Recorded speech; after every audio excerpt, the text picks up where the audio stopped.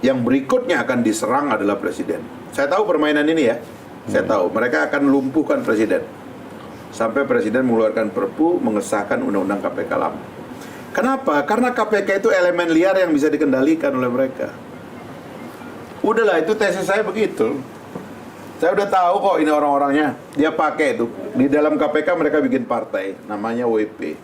Partai ini nggak bisa dikendalikan oleh pimpinan KPK, bahkan nggak bisa dikendalikan oleh Menpan, nggak bisa dikendalikan oleh presiden. Oke. Teman-teman, itu ada satu lagi analisa tentang gerakan teman-teman. Gimana? Nah, oke Bang. Terima kasih banyak ya. Tadi sempat disampaikan bahwa menarik kalau misalkan diapresiasi, tapi juga direpresi. Jadi ada kontradiksi yang seolah-olah manis di depan tapi busuk di belakang. Saya rasa itu yang ingin saya sampaikan. Jadi mengingat teman-teman di belakang itu seolah-olah direduksi oleh kepentingan-kepentingan yang seolah-olah negara ini tidak bisa seolah-olah tidak bisa mengartikan bagaimana narasi yang dibawa oleh teman-teman mahasiswa, terkhusus oleh gerakan moral yang dibangun lewat elemen yang bersatu gitu kan. Mengingat teman-teman yang hadir di Senayan misalkan kemarin ketika di lapangan, ada gas air mata dan sebagainya. Tindakan represi ini pun hadir ketika kita mau sampai atau mau berangkat ke Jakarta. Saya dari Semarang bawa 5 bus untuk menyuarakan pendapat, untuk menyuarakan aspirasi kami, tapi ternyata di lapangan sampai 3 kali digembosin oleh aparat gitu kan. 3 kali? 3 kali. Jadi ada hal-hal yang seolah-olah digembosinya seperti apa tuh? Full? Ya ada sabotase yang dimana ketika kita berjalan itu kemudian diputarbalikan dan PO-nya diancam untuk dibekukan surat izinnya dan sebagainya.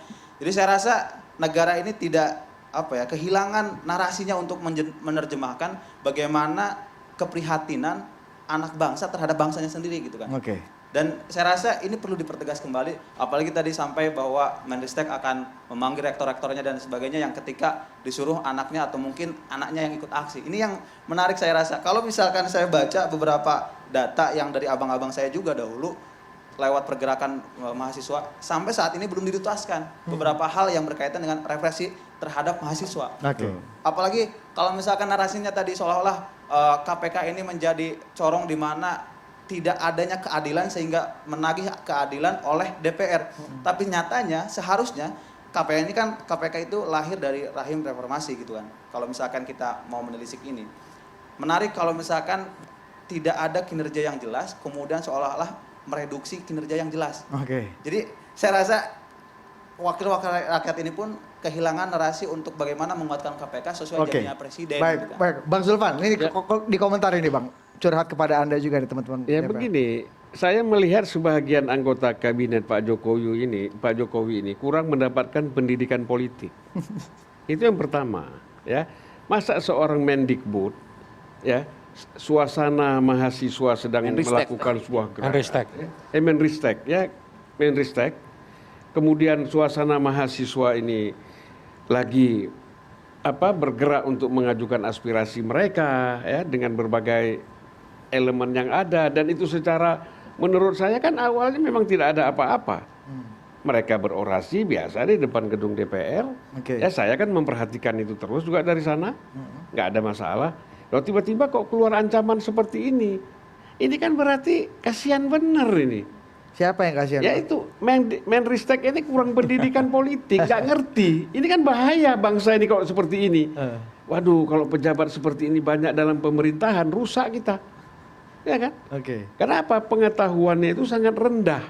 Dan ini menunjukkan bahwa pasti hati nuraninya nggak ada. Ya. Jadi salah menteri bukan salah presiden ya Bang ya? Ya nanti kan itu akan naik ke atas kalau nggak hati-hati. Kan gitu. Jadi menurut saya bahwa kalau ingin menyelesaikan satu masalah, mau dipelajari dulu dengan baik. Kalau banyak yang seperti ini, yang kita inginkan ini kan orang menyiramkan air, bukan gas air mata, bukan api. Ya kalau Menristek bicara seperti ini kan orang sudah panas, dia kasih api, ya pasti ribut. Nah oleh karena itu menurut saya bahwa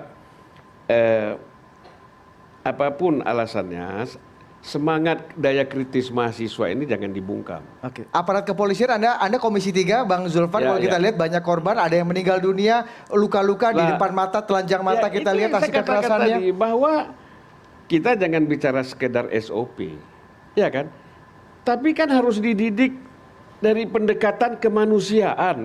Lo manusia, sana manusia. Bisa nggak kita bagaimana menghadapi ini dengan tenang? Sebagai mitra kepolisian ada langkah konkret dari Anda Komisi 3 Bang untuk bisa melihat atau memanggil? Pastilah. Pasti, ini kan ya? harus, yang namanya polisi ini kan harus kita panggil. Polri ya akan kita panggil, kita pertanyakan, lalu kenapa ini bisa terjadi? Cuman kan begini, nih jawabannya nanti kan jawaban standar lagi kan.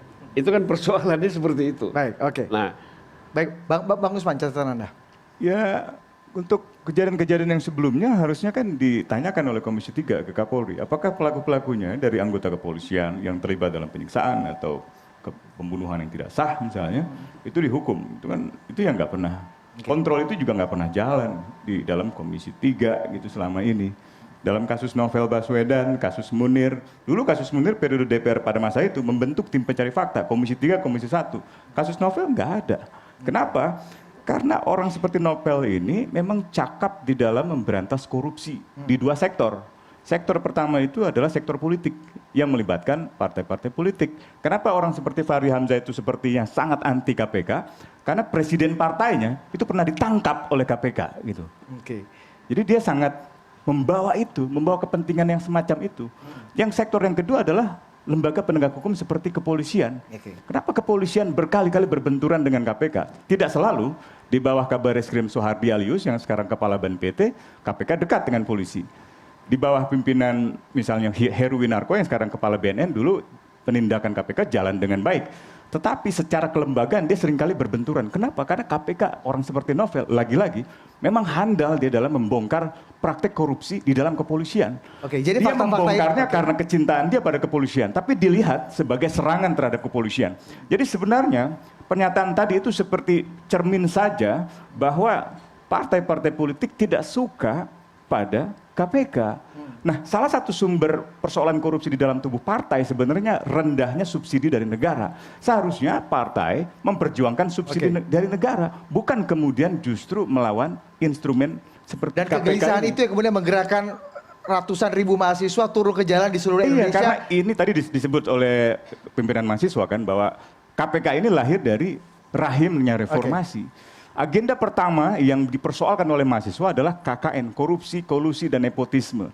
Dan agenda pemberantasan korupsi itu seperti dibentangkan kembali oleh para mahasiswa sekarang ini karena dilemahkan dan dikhianati gitu. Nah ini yang saya kira nggak dilihat oleh pemerintah gitu. Tapi bisa dimengerti karena memang dalam 20 tahun reformasi berbagai kajian para sarjana memperlihatkan sistem politik di Indonesia dikuasai oleh dua model politik. Yang pertama itu oligarkinya, itu para pedagang kaya itu ya, yang segelintir orang, dan yang kedua adalah kartel partai. Jadi siapapun yang berkuasa, tidak ada oposisi yang sesungguhnya, oposisi bahkan berkolaborasi dalam berbagai praktek korupsi. Termasuk revisi undang-undang KPK terakhir. Termasuk revisi undang-undang KPK. Jadi di situ saya kira yang dimaksud oleh mahasiswa sebagai reformasi di korupsi. Gitu. Sebelum Mas Eko akan menjawab banyak hal hari ini, Bung Rocky, catatan terakhir Anda, pertanyaan saya gini, sebegitu gentingkah kondisi demokrasi saat ini, reformasi di korupsi dengan konstelasi dan situasi terkini sehingga semua resah, semua gelisah, dan semua kecewa. Dan bagaimana Anda melihat orang-orang yang merasa punya kemampuan, punya kekuasaan, menjawab keresahan dan kegelisahan itu? Gini ya, genting dalam aspek ada injustice, ada ketidakadilan yang dirasakan oleh publik itu. Itu soalnya itu. Tapi dibikin genting oleh kekuasaan karena dianggap akan membatalkan pemilu. Padahal justru kaitannya adalah kalau proses pemilu itu legitimasinya kuat, walaupun ada bara sosial, orang masih menghormati lembaga kepresidenan. Anda bayangkan sekarang, nggak ada tuh yang menganggap bahwa ini lembaga yang sakral, diolok-olok kemana-mana itu. Orang menunggu misalnya Presiden tidak datang ke sidang PBB. Apa yang ada di kepala orang? Dia takut nggak pulang lagi tuh. Atau orang bilang dia takut nanti dibuatkan meme tentang ketidakmampuan bicara di forum internasional. Padahal kita perlu supaya kembali lagi ada kepemimpinan, paling nggak kepemimpinan regional oleh Indonesia. Jadi ini satu paket keadaan yang memang tidak bisa dibaca oleh kekuasaan. Jadi itu sama seperti api di Kalimantan, di Sumatera, lahan gambut, yang dia nggak tahu tuh sedalam apa tuh. Jadi kekuasaan nggak bisa baca bara sosial di bawahnya tuh. Karena dia terlibat dengan urusan teknis saja tuh. Jadi justice itu adalah urusan etis. Sakit hati dari kemarin itu pasti berlanjut sampai sekarang. Tapi jangan karena itu lalu dianggap bahwa wah semua orang potensial untuk membatalkan pelantikan. Jadi di kepalanya cuma pelantikan. Yang memang ada krisis legitimasi, ada defisit legitimasi sehingga orang punya semacam gagasan ramai kita batalkan pelantikan. Kalau presiden kuat secara legitimasi, dia nggak ada soal, nggak perlu. Jadi kan terbaca kecemasan itu dari keterangan Saudara Wiranto tadi. Baik, tepuk tangan untuk Rocky.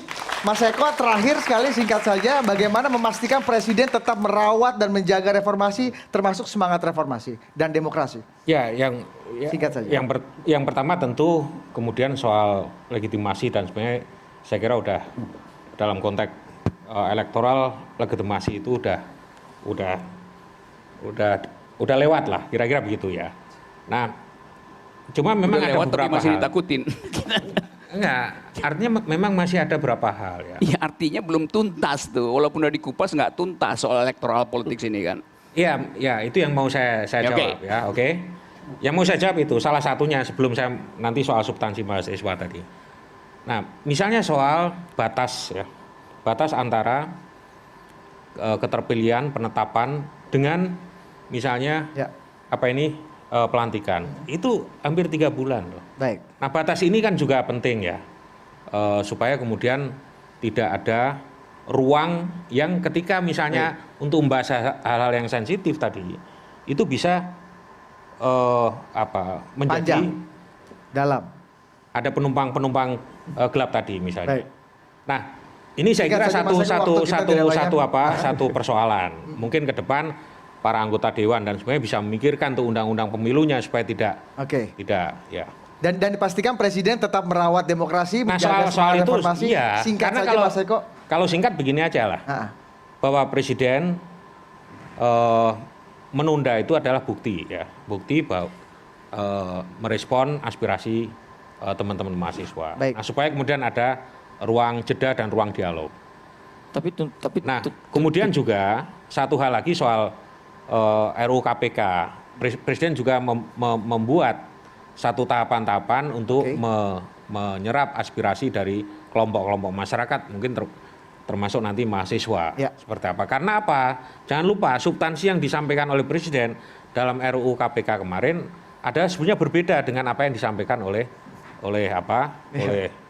Dewan, oleh DPR. Bisa berdebat panjang soal itu Mas ya, Eko, ya? Makanya tapi saya nggak ingin substansi itu. Substansi sekarang adalah sudah merespon masalah yang disampaikan. Tepuk tangan sekali lagi untuk Mas Eko Sulistyo. Sultan sedikit 10 detik dari Anda. Iya, singkat saja. Menunda tidak mengobati mahasiswa untuk terus turun aksi karena tuntutan kita membatalkan bukan menunda. Oke, tepuk tangan untuk mahasiswa Indonesia, tepuk tangan untuk kita semua. Memang demikian kupas tuntas pada malam hari ini. Kita akan nantikan bagaimana kelanjutan perjuangan mahasiswa ke depan. Kami akan segera kembali dengan program-program CNN Indonesia lainnya. Saya Budi Adiputro, selamat malam.